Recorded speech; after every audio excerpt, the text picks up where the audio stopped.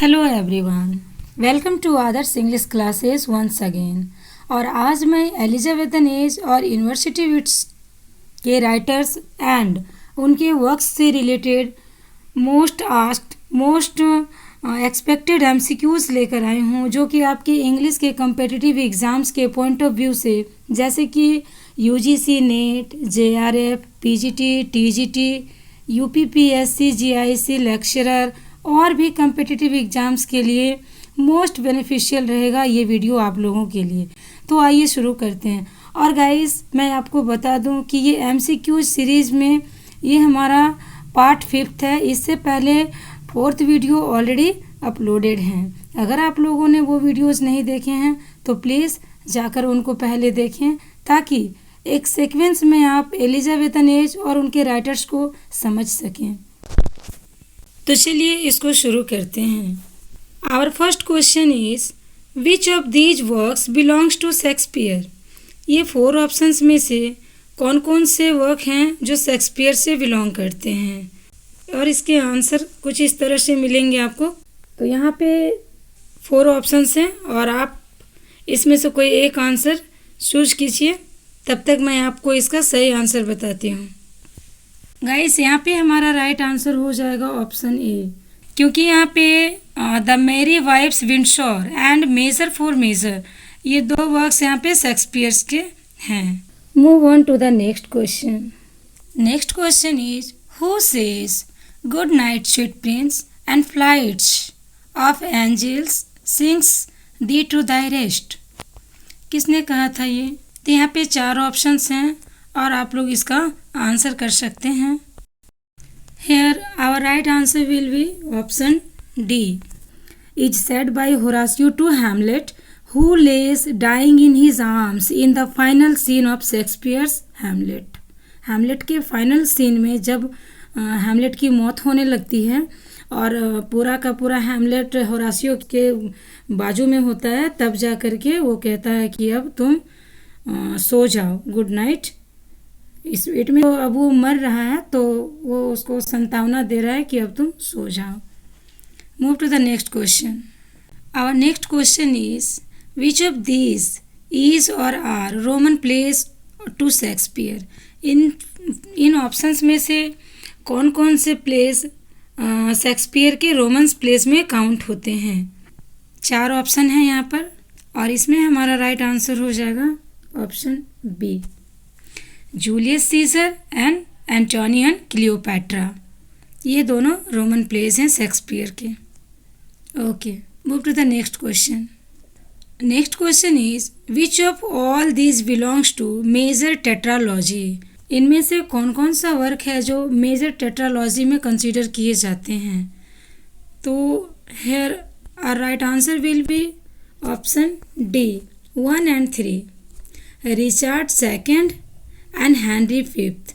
ये दोनों major tetralogy में कंसीडर होते हैं। Move to the next question. Match the following. Guys, UGC NET और पीजीटी में इस तरह के क्वेश्चन आपको भर भर के देखने को मिलते हैं।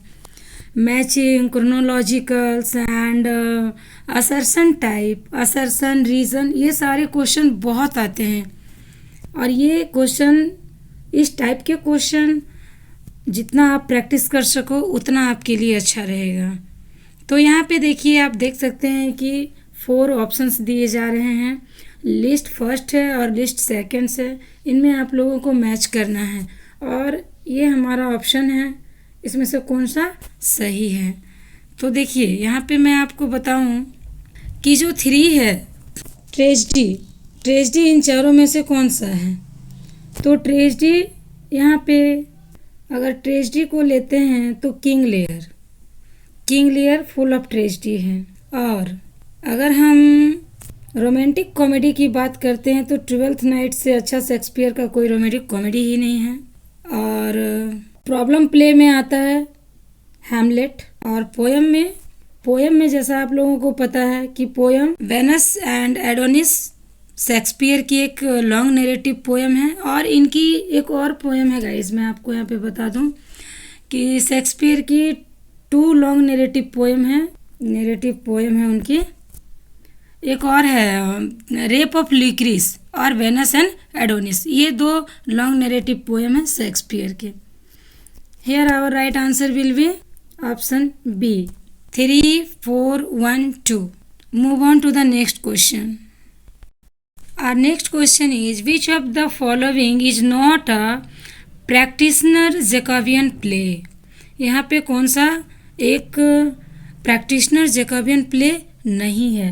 नोट को आप लोग हमेशा ध्यान रखेंगे। अक्सर बच्चे क्या करते हैं ना कि एग्ज़ाम में नोट को कंसीडर ही नहीं कर पाते हैं और आंसर पॉजिटिव में दे करके आ जाते हैं। ये क्वेश्चन हमारा नेगेटिव क्वेश्चन है। So here our right answer will be option D, The Duchess of Malfi. And The Duchess of Malfi is a Jacobean revenge tragedy written by English dramatist John Webster. और ये कब लिखा गया है? ये लिखा गया है 1612 में। We can say that it was first performed privately at the Blackfriars. Blackfriars theatre करके एक थिएटर होता था, सबसे पहले उसी में इसको प्ले किया गया था। Okay, move on to the next question. देखिए, अब ये क्वेश्चन हमारा मैचिंग है और आपको इसमें से किसी एक पेयर को जो कि करेक्ट है उसको आपको आंसर करना है। और मैं आपको बार बार बता रही हूँ, I told you again and again this, आपके नेट एग्ज़ाम में पीजीटी के इंग्लिश पीजीटी के एग्ज़ाम में ऐसे ही क्वेश्चन बहुत सारे देखने को मिलते हैं। इसीलिए आप इस टाइप के क्वेश्चन पे आपको ज़्यादा फोकस करने की नीड है। यहाँ 4 ऑप्शंस में से कौन सा पेयर है जो करेक्टली मैच्ड है? तो यहाँ पे तो देखिए, किंग लेयर और रोमांटिक प्ले, ये तो हो ही नहीं सकता ना, ये तो गलत है। प्रॉब्लम प्ले हैमलेट, हाँ ये आपका सही है। यहाँ पे हमारा राइट आंसर है ऑप्शन बी, प्रॉब्लम प्ले। और वेनस एंड एडोनिस ये तो होगा ही नहीं, क्योंकि ये तो क्या है, ये तो लॉन्ग नरेटिव पोएम है, तो हमारा ये भी गलत हो जाएगा। राइट ऑप्शन है ऑप्शन बी, हैमलेट एक प्रॉब्लम प्ले है। Move on to the next question. Our next question is, let me not to the marriage of true minds, name the work and the author of the above line. तो इसमें ये जो line ऊपर में दी गई हैं, इसके ऑथर कौन है और कौन सा वर्क है, ये 4 ऑप्शंस में आपको चूज करने हैं। तो let me not to the marriage of true minds, ये क्या है? ये सोनेट है शेक्सपियर का और सोनेट नंबर 116 है। Option D is our right answer. Move on to the next question. Next question is, our next question is, which famous Shakespeare's plays does the quote my salad days when I was green in judgement come from? ये जो quotation है Shakespeare's के किस play में से लिया गया है? My salad days when I was green in judgment. It is taken from option A, Antony and Cleopatra, and it is a phrase. My salad days, it is a phrase. ये एक phrase है and the phrase was coined in Shakespeare's Antony and Cleopatra in 1606. And in the speech at the end of Act 1 in which Cleopatra is regretting her with Julius Caesar, और Julius Caesar जब उनको regret करते हैं तो Cleopatra इस phrase को बोलती हैं कि my salad days when I was green in judgement. ये फ्रेज एंटोनी एंड क्लियोपैट्रा से लिया गया है। So our right answer option A. Move on to the next question. Our next question is, Drink to me only with thine eyes, and I will pleased with mine, or lips a kiss but in the cup, and I will not look for wine. ये प्यारी सी poem किसकी है, किन्होंने इनको coin की है, किन्होंने इनको लिखा है? Then here our right answer will be option A. ये लाइन वेन जॉनसन ने लिखी है और टू शीलिया करके उनकी लिरिक हैं, उनसे ये लाइनें ली गई हैं। Move on to the next question. Our next question is, match the following. Guys, ये सारे मैंने इसलिए डाले हैं क्योंकि ये आपके एग्ज़ाम के पॉइंट ऑफ व्यू से UGC NET, JRF, PGT level में इसी टाइप के आपको क्वेश्चन देखने को मिलेंगे। इसीलिए मैंने एकदम नियरेस्ट क्वेश्चंस इसमें पुट किए हैं। जब आप खुद फेस करोगे तो आप ज़रूर मुझे मिस करोगे कि मैम ने सही बोला था। तो आप यहाँ पर मैच कर सकते हैं लिस्ट 1 और 2 में हैं the woman hater and the maid's tragedy, Cupid's revenge and the maid lover. ये किस ईयर में पब्लिश हुए थे उनके साथ मैच करना है आपको। और ये यहाँ पे इनके 4 ऑप्शंस भी हैं, आप देख सकते हैं। तो यहाँ पे हमारा राइट आंसर हो जाएगा, यहाँ देखिए the woman hater. The woman hater ये आपका ये सही जा रहा है, 1605 में लिखा गया था। एंड द मेड्स ट्रेजेडी 1610 में, ये भी सही है। क्यूपाइड रिवेंज ये भी सही है। इट मीन्स यहाँ पे हमारा ABCD सही जा रहा है। तो हमारा राइट आंसर क्या होगा? Option B 1 2 3 4। Move on to the next question. Which famous Shakespeare's plays does the quote neither a borrower nor a lender be come from? Shakespeare के किस प्ले से ये लाइन फ्रेज है, ये फ्रेज ली गई है? तो यहाँ पे हमारा राइट आंसर होगा option D, Hamlet. This is a famous phrase said by Polonius in act first and scene third of William Shakespeare's plays.